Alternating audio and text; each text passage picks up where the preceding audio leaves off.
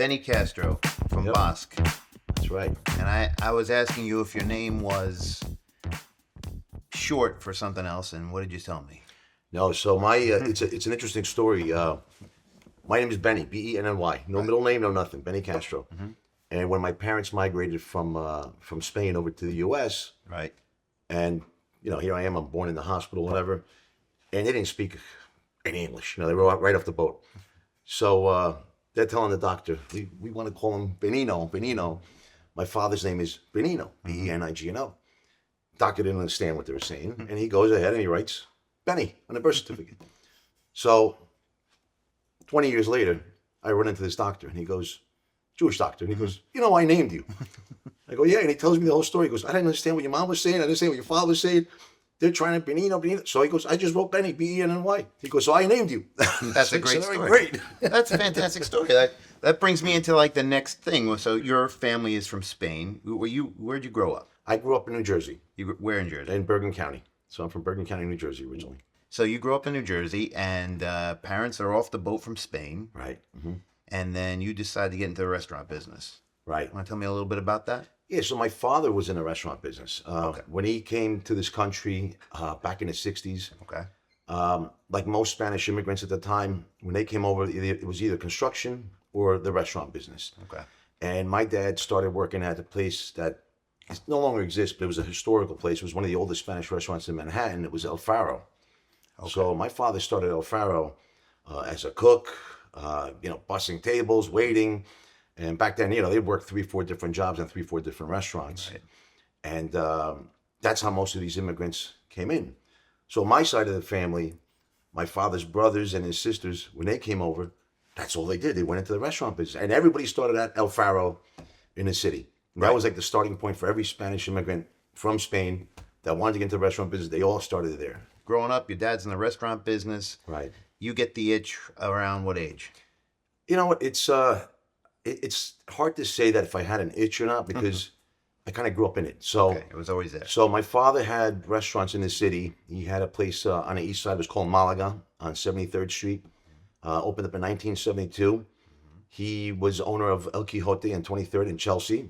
Okay. So as a kid, I remember, my father on the weekends, instead of letting me go out and go play with the rest of the kids, here he is dragging me along to the restaurants on a Friday after school, putting a big garbage bag over my body, cutting out the holes for the sleeves, cutting out the holes for the head, and putting me to wash dishes. So here I am, like 14, 15 years old, and I'm washing dishes, Yeah. It was just part of the nature. It was part of the nature, and I grew up into it, So now here we are today. We're at Basque in Tarrytown, Yep. right? This is actually a second Basque location, This is correct? the second location. You opened right. up this one second, right? Yep. And the first one is in Piermont, New York. First one's in Piermont. Yep. So Basque, can you want to tell me a little bit about how Basque came into being? So I was in the business my whole life. Okay. There was a point in my life I stepped out of the restaurant business. Actually, I was working in the HVAC kind of industry for a while. Yeah, I took a little bit of a change of path. Wanted to try something different. But the calling was always there. They said, you know what, listen, you grew up in this. This is what you did. Right. You know this business. Got to get back into this. So eventually I did. I stepped back into it. Took me a little bit of time. When I found the opportunity to get Basque in Piermont, I liked it because it was a small, quaint place. Reminded me of Spain a lot because in Spain you got these small little taverns and small little bars and whatnot. Right on the water. And it's on a water. It's on an old boatyard. I don't even want to call it a marina. It's an old boatyard, but it was a great feeling because Piermont reminded me of Spain also. I'm saying, here's Piermont. You got 12 or 13 restaurants all within walking distance. People can hop around.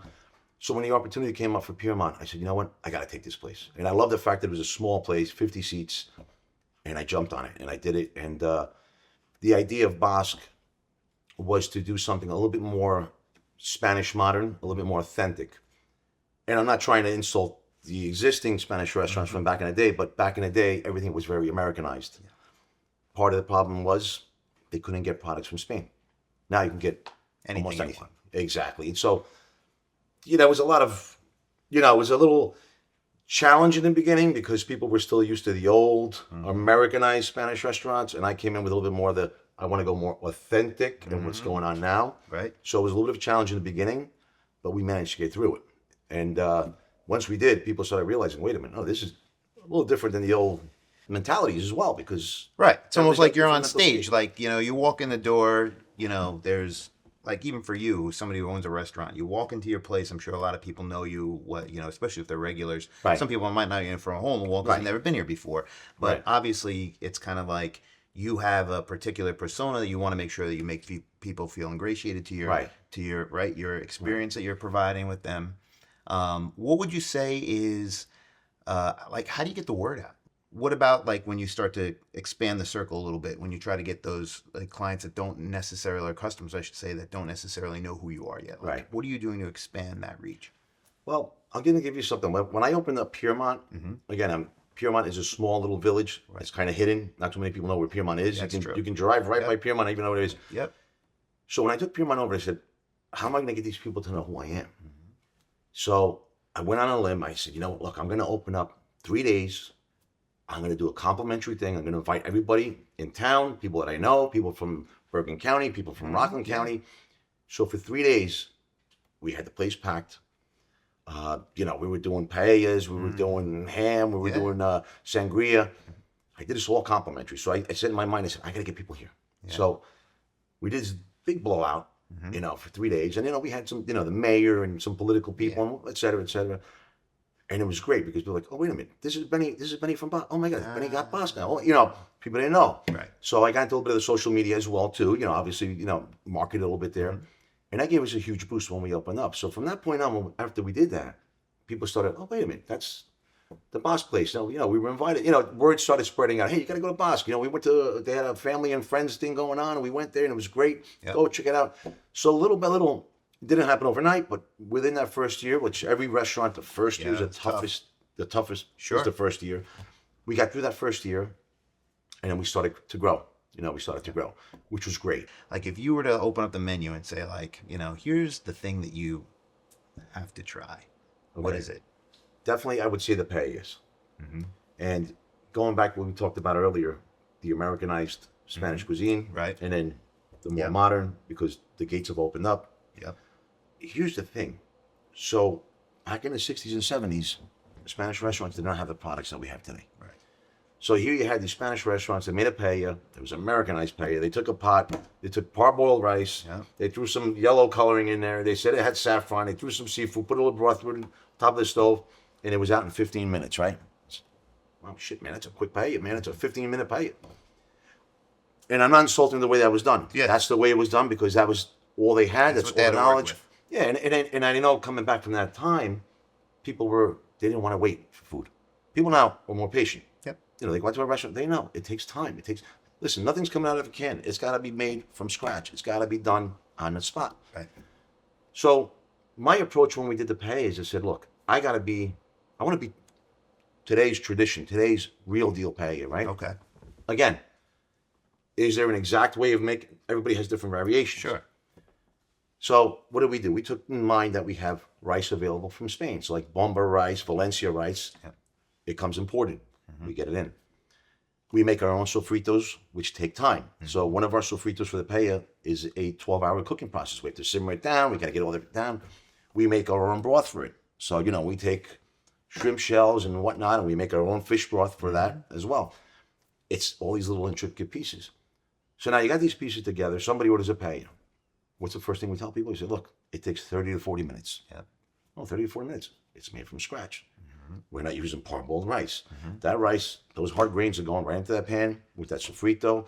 The seafood is going in there. That broth is going in there.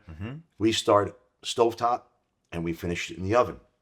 Now, what's interesting is that the rice will have different textures. A little bit crispy. Center may be a little more moist. And then you'll always have this, that's uncooked. No, it is cooked. It's been cooking for 40 minutes. It is cooked. It's just that's crispy because we want to bake it a little bit in the oven. Right. So that's the texture will always be a little different.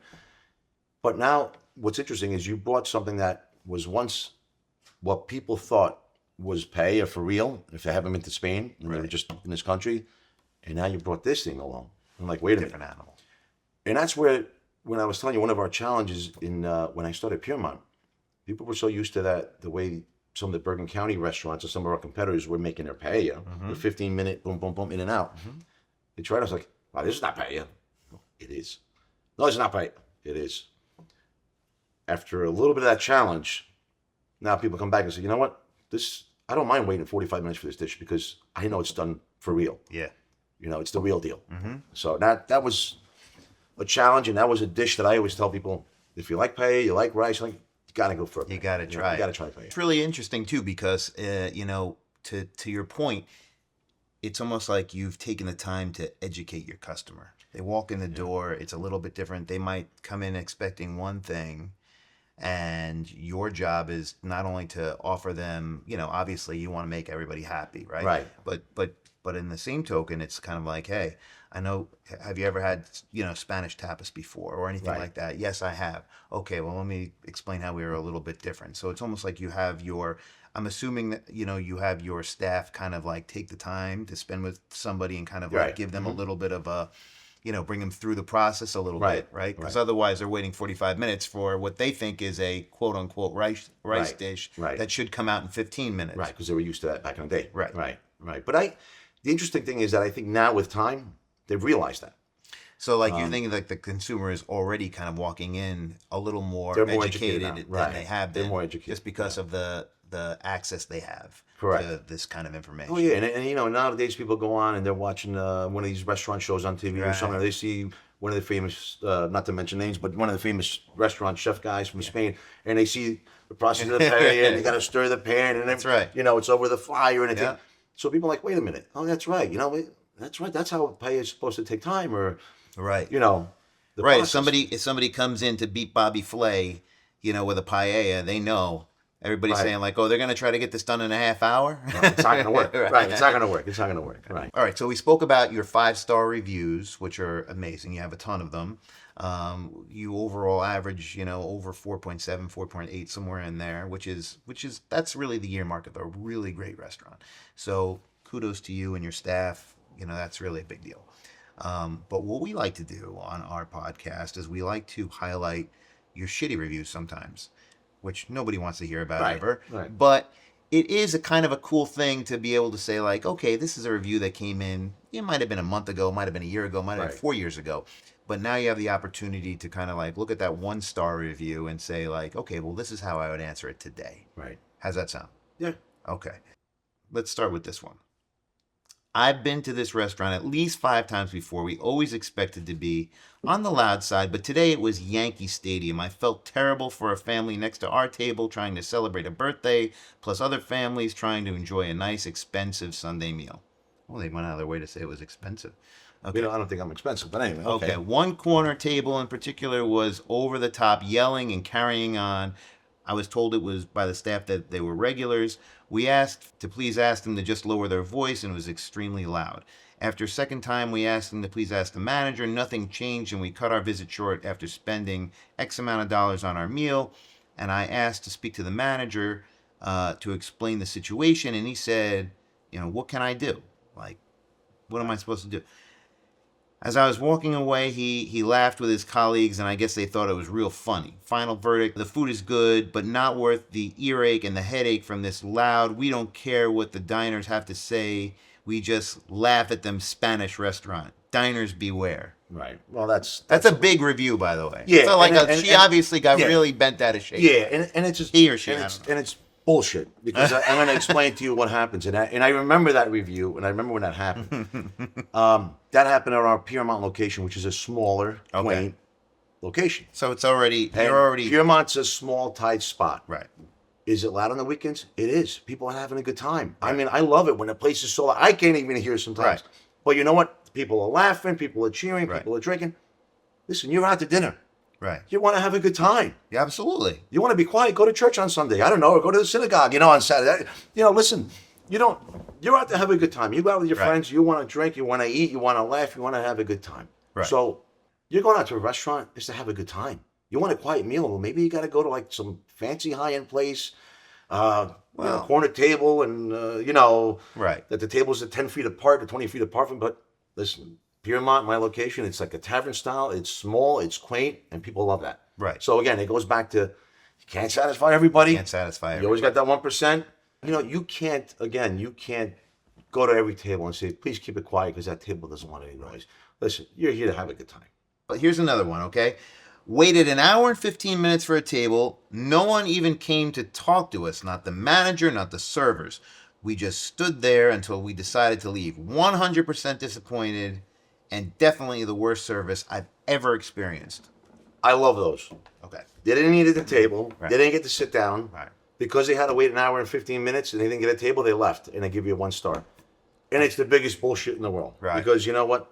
What'd you get 1 star for? Because you had to wait? Right. Let me tell you something. If I go to a restaurant and there's an hour and a half wait, an hour wait, something good's going on there. Yeah. So I can patiently wait or I can just, leave. But why would I give a 1 star review when I didn't even eat there? Right. I didn't dine there. You waited an hour and 15 minutes. We tried our best to get your table. Listen, we couldn't do it. I'm sorry. Come back another day or come back on a weekday when it's a little bit slower and maybe you have a better chance. Yeah. But not that we don't want to. We want to seat everybody. Of course. Again, we want to. But the ship is a certain size and there's only so much you can fit in that boat. And again, you want to satisfy everybody. People will come in the door and be like, well, why is that table empty over there? Well, why is those 2 chairs available? Well, hold on a second. There's a method to every madness in how we run the door. Mm-hmm. There's a system of how we do seating. The most annoying thing was when people start telling you, that table's empty over there. Or I say, look, you can't let me. There's a reason why I'm doing things, but I will take care of you. Just be patient. One of the things that we've been thinking about doing in our podcast is having the previous interview speak to or ask a question of the one that's coming up. So like if you could ask Kevin at Roost, like anything, like what would be a good question for us to ask him? I got one question for Kevin. I got a drink that I drink all the time there. The bartender makes all the time. It's called an Old Cuban. Oh. And I love it. It's great. But he's got to make it a little bit weaker because after 2 of those Old Cubans, I forget where I park my car all the time. So come on, Kevin, lighten up a little bit with it. Make it a little bit less stronger for me. I love the flavor, I love everything. But 2 of those and I forgot where my car is. Yeah, 2 of those and you feel like you're an Old Cuban. I'm like, what the hell's going on? I just had 2 drinks. I feel like I'm buzzing. What the hell going on? So lighten up on that one a little bit. I love it. Just a little weaker on that. A little weaker on the alcohol. Foot off the pedal. That's it. Exactly. I like that. One of the things that we like to do to wrap up every podcast is we want to give you the opportunity to look right into the camera and say whatever you want to say to your customers. Okay. So, if you wanted to thank them or you wanted to tell them something that's coming up, anything that you want to say to your customers, deliver it right to that camera right there. All right. Well, I think that your clients, your customers, your friends that come to your restaurant kind of create the fibers that unite and make that place unique, give that place a personality, give that place a certain style. So the one thing I want to say is to our customers and friends of Basque and our loyal followers, thank you, really, because you guys make us. So that clientele and those supporters and friends create those fibers that make who we are today. And I think that's a unique thing. And because of that, it is who we are today, and hopefully we just keep growing from there. That's awesome. Thank you. Thank you very much. That's why we like the restaurant business, and that's why we like guys like Benny Castro at Basque. You're a real gentleman. Got it. Thank you very much. Great Thanks to be for here. having us. Thank you.